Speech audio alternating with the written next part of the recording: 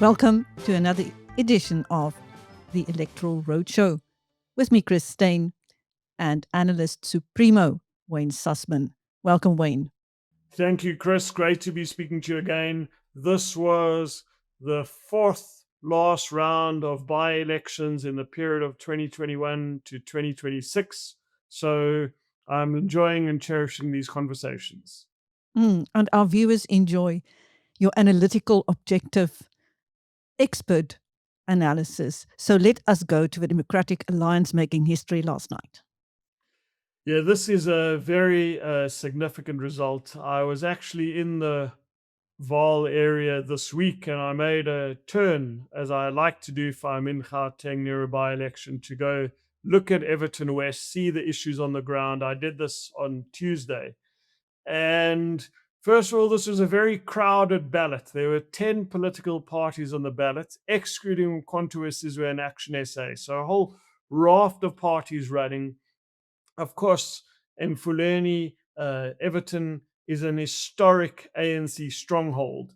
And last night, the DA achieved something sensational. They are able to win its first ever pure township ward, 100% township ward, not just in a by-election, but ever.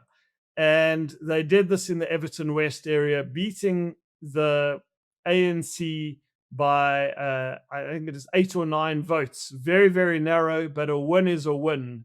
And today, Evaton West wakes up with the Democratic Alliance being elected as the ward councillor in this particular area.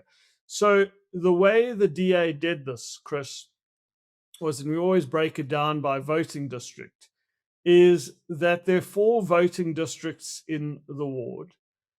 The ANC actually won 3 of them, but there is a particular one called, it's a certain ministry, where the DA won by about 146 votes. And this was the turning point, water in the wilderness ministries. And here, the ANC's vote share collapsed totally from over 50% of the votes to only 21% within this particular voting district. And the DA rising steadily, and also the Patriotic Alliance in this particular part of the ward making inroads. And the ANC couldn't recover from the margin of defeat in this particular part of Evaton West. And what, Chris, is, it's not just a great result for the DA, it's an extremely concerning result for the ANC. Because on the one hand, the ANC's votes went in the main to the Democratic Alliance. By the way, it was also a very poor result for the EFF. They declined dramatically. In 2021, they were the second most popular party in the ward. And their vote share also declined a lot. On the one hand, you saw votes going to the DA and the PA, let's say more to the right. And on the other hand, you saw the ANC breakaway, the South African Communist Party, and an EFF breakaway called the AEF, the African Economic Freedom Party, also hurt the ANC and the EFF. And this is very, very difficult in an election year. How will the ANC craft a message, a compelling message in Gauteng, when it's losing votes to the left and losing votes to the right? So an outstanding result for the Democratic Alliance, a lot to think of for the African National Congress. And let me just take one step back, Chris, and just situate, because that's what I normally do when I speak about wards. We've often spoken about a mid-Vaal effect. I've said it on your show, that in 2024, there are only 2 municipalities across the whole length and breadth of this great country where the DA made inroads amongst black voters. One of those was the Maluti Apufong municipality in the Putati Jaba Harry Smith area in the Free State. The other one was Emfuleni. This is where the by-election was yesterday, Evaton West. So yes, it could be a mid-Vaal effect. But if you look at where Evaton West is on the map, and if you go along the N1 National Road from Grasmere Plaza towards Van der Bijl, towards Kroonstad. This is a township which is literally next door to Orange Farm, which is part of Johannesburg. So Evaton West is actually closer to Johannesburg than it is to Midvaal. And what the Democratic Alliance will hope is that the Midvaal effect, which maybe has become an Emfuleni effect, will now impact on the city of Johannesburg local government elections. And just again, we think of the big names in South African politics, and I always try to dig deep and understand candidates better here. But we think of Helen Zille running for mayor in Johannesburg, Jordan Hill-Lewis being the new leader of the DA. The DA has had a long-time member of the provincial legislature called Kingsol Chabalala, who's actually their mayoral candidate. And when I was on the ground speaking to all the political parties on Tuesday, because I went to the most populous voting station, this was the day before the elections for special votes, he was there. And he was the most prominent politician there. So I think the recipe for any political party, but certainly for the DA, so you have to have compelling local leadership. You have to offer an alternative, and you have to do the hard work over many, many years. And what this has achieved in the last Gauteng by-election before the local government elections is a narrative-changing win for the Democratic Alliance, an historic performance, and one which they'll hope they can take to other parts of Gauteng now. Over to the other by-election, the African National Congress did manage to hold that ward. Yes, we recently spoke on our last conversation, I think it was 2 weeks ago, was that the ANC did very well in an Orkney by-election in the Matlosana municipality near Klerksdorp in the northwest. And again, when we look at by-elections, we don't just want to look for outlier results. And maybe what we just looked at with the DA was an outlier result. But let's look, because we had a by-election recently in the northwest. We had another by-election in the northwest, this time in a different part of the province, in the Mahikeng, which is the provincial capital, in the Mahikeng municipality, in Mmabatho, which is obviously part of Bophuthatswana, but it's a town with Mahikeng, because they're right next to each other, it's possibly a small city, but also in this ward with 3 villages, okay? So it's the Mmabatho Masutle, which is the biggest village, in Mahikeng. And what happened here? I just told you a story of the ANC losing significant ground in Gauteng, but I said just before that, in the Orkney-Kanana area a few weeks ago, the ANC had a good result. So what was it going to be? Was it going to be similar to Gauteng or similar to that Orkney result? Well, the ANC in the northwest is on a very good run. They had an emphatic victory here, growing from 58% of the vote to 73%, winning just under 3/4 of the vote in one of the most populous northwest municipalities in the penultimate northwest by-election before the local government elections. The EFF, just like in Kanana in Orkney a few weeks ago, just like in Evaton West yesterday in the other Gauteng by-election, they go backwards here, falling from 29% to 20% of the vote. And a party we haven't discussed for a long time, a party which was a force in Northwest politics in 1999, the United Christian Democratic Party, getting about 7% of the vote. So what is interesting here is that in many of the villages, in 2 of the villages, the ANC absolutely hoovered up the votes.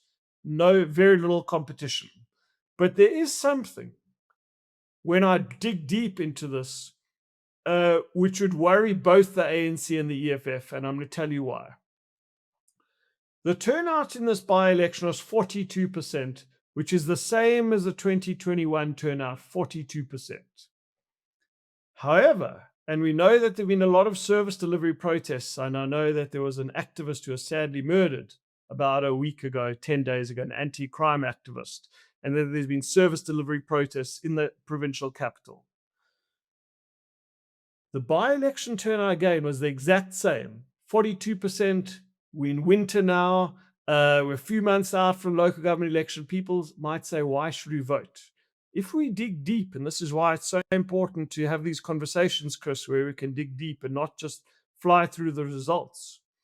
In Mmabatho, again, Mmabatho is part of Mahikeng. It's 2 towns which make up the small city. Only 15% of the voters showed up, 15%. This is well down from 39% who showed up in 2021, and certainly well off the polling average of 42%. Mmabatho is sending a message to all political parties, certainly to the parties on the ballot. Guys, we are not happy with you. 15% turnout, when the turnout in other voting districts was far higher, is very concerning. I'd love to know what kind of message Mmabatho is sending there. So to cap it off yesterday, an historic win for the Democratic Alliance in Evaton Township, and another emphatic ANC win in the Northwest. Healthcare matters, but what matters most? Having cover for the people who keep this business going. Bonitas is there for you when it counts. Bonitas, medical aid for South Africa. Visit bonitas.co.za and find your plan. Thank you, Wayne. Meanwhile, there has been that chilling warning from SCOPA's chair that municipalities across South Africa are unviable. Yeah, this is very, very important. Again, we focus correctly on our national elections, but local government elections have a daily impact on our lives because we're electing municipal leadership. The municipal leadership, which needs to care for our rates and taxes, which we pay over. Municipal leadership, which needs to collect garbage, which needs to make sure the roads in our towns and cities are well managed, which needs to make sure that Eskom or the electricity utility suppliers are being paid. The municipality supplies our water. The municipality which ensures that our street lights are working. Without municipalities which collect revenue and which are financially viable, it is a devastating impact for households. It's a devastating impact for an entrepreneur or a small business owner or a big business owner. So the fact that SCOPA has issued this report, and remember, we have 8 metropolitan areas and 205 municipalities across the length and breadth of this country. This is chilling, and again, for politicians and candidates in this upcoming local government elections. Yes, it's about winning the electoral race and winning seats on the council. But if you cannot make your council viable, this is devastating for residents. It's a turnoff for investors, and something we should all be very concerned about. Well, the African National Congress is obviously very concerned because the NEC has now made local government reform its singular focus. Yeah, you saw action, by the way, that Minister Tolashi, who is also the head of the ANC Women's League, who was dismissed as a cabinet minister, she's now been told to resign and I think she has resigned as the president of the Women's League and as a member of parliament. The ANC understands that it cannot continue to have people in its ranks and in the parliamentary aisles or council aisles or chambers who have clouds hanging over their heads. But let's see how far these reforms can go. Let's see how far this rehabilitation message can go, because the ANC, particularly after that Gauteng result, is on the back foot now and needs to find great candidates which can connect with communities, find credible mayoral candidates which can turn the negative sentiment towards the party in Gauteng and in many other parts of the country around. This is a key few weeks for them, Chris. Do they have enough time to implement these grand turnaround strategies? Well, they are in power in many of these municipalities for the remaining, it's 5.5 months. So when you're in control, yes, there can be negative sentiment to those in control, but you have the ability to pass budgets, you have the ability to clean up municipalities and hope that these last minute interventions can be effective. What we've seen over elections over the last few years that these last minute interventions are not as effective as they were 10, 15 years ago. Well, we saw 16 officials from a municipality already under financial constraint flying to Cape Town for the SCOPA hearings, and only the mayor and 5 of them got to talk, and that was Msunduzi municipality. Yeah, Msunduzi municipality, which is the provincial capital of KwaZulu-Natal, Pietermaritzburg, the second most populous municipality in KZN. Also, I think where Debonair's comes from, Debonair's Pizza. This is it's the ANC is an alliance there with a small political party, but again, a key municipality for the ANC. I haven't spoken to Msunduzi. I haven't read these reports, but it is quite stunning that 16 municipal representatives went to an event, I presume in Cape Town, where only 5 spoke. I mean, surely the other remaining officials could have watched online, because I'm sure this would be broadcasted online. That does seem to be excessive. That's bringing a lot of people to the battle. But I need to understand what the motivations were there for 16. But on paper, it doesn't seem like a smart and shrewd decision, especially when municipalities are so financially constrained. And Johannesburg has hit its residents with steep tariff hikes. Well, I'm not looking forward to receiving my next bill then, Chris. Look, Johannesburg has significant infrastructure challenges. There's also a relatively poor collection of rates. If people don't pay their rates, the funds and income has to come from elsewhere. And look, at least they're not. It's very negative. It's very bad that all of us have been hit with such a significant increase. One feels that maybe those increases should have been scheduled better in a more well-planned manner over the last 5 years. But the flip side is at least the can's not being kicked down the road. It's objectionable that the rates increase is so high. Don't get me wrong, but what you don't want is other municipalities to say, we're not going to pass a municipal increase, and we'll rather do a double increase when we get re-elected after the local government elections. Essentially, you're damned if you do, you're damned if you don't. There is very poor collection of rates and taxes. We need to get more and more communities in South Africa to pay rates and taxes, because there is a direct bearing on the collection of revenues and the implementation of services, particularly if there's not corruption and that money is not being eaten elsewhere. Thank you. That was Wayne Sussman, elections analyst on the Electoral Road Show, with me, Chris Steyn, for Biz News. Thank you, Wayne. Thank you, Chris.